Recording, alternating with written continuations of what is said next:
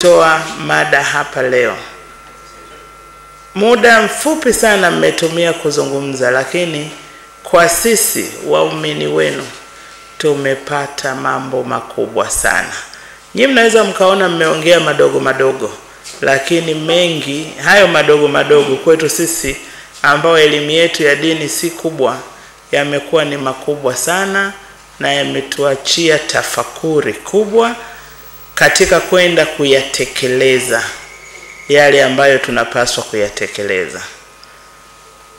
Na tunaahidi tukiwa na swaumu hizi kwamba tutakwenda kuyafanyia kazi yale muhimu ambayo mmetufundisha hapa leo, yakiwemo ya umuhimu wa kutoa zaka. Sadaka kweli tunatoa sana, sadaka tunatoa, lakini zaka bado. Waislamu wanaotakiwa kutoa zaka, wanaotoa zaka ni wachache sana, na kubwa zaidi ni kukosekana kwa elimu ya zaka. Na mimi huwa nasema Waislamu si masikini.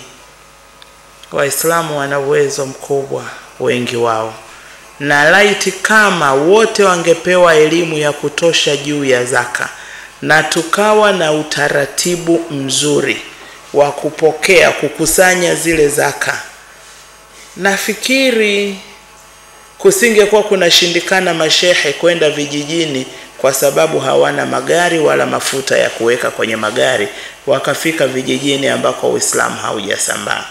Ukivuna gunia ngapi utatoa ngapi, zaka ya mifugo ukiwa na ng'ombe hivi utatoa hivi, zaka ya madini, vito, dhahabu ukiwa na dhahabu hii utatoa hii.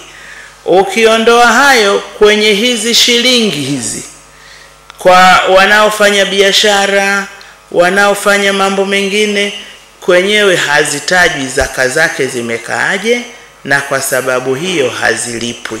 Na kwa sababu hazilipwi, Uislamu unaendeshwa kinyonge, kwa sababu viongozi wa dini hawana nguvu ya uchumi ya kuzunguka, kwa kuwa hawajapewa zaka zile na waumini wao ziwawezeshe kwenda vijijini kutangaza, kuimarisha na kuulingania Uislamu.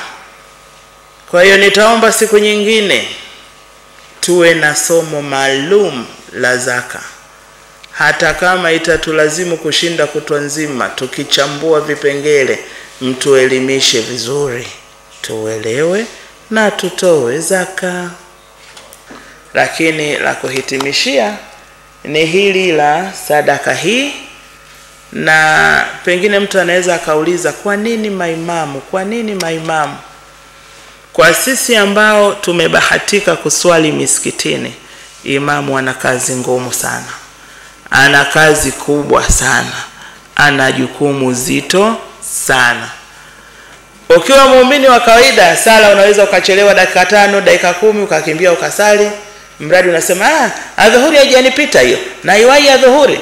Imamu ni lazima iwe kwa muda ule adhana imetoka, aende msikitini akaswalisha.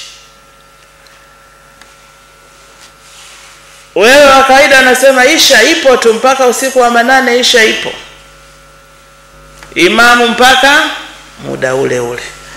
Wewe unayemfuatisha imamu, unaweza saa nyingine fikra zikakuchomoka, zikawaza deni unalodaiwa. Imamu ana hiyo fursa. Akikosea kusoma sura, si waumini wote wamegundua leo imamu amevurugwa?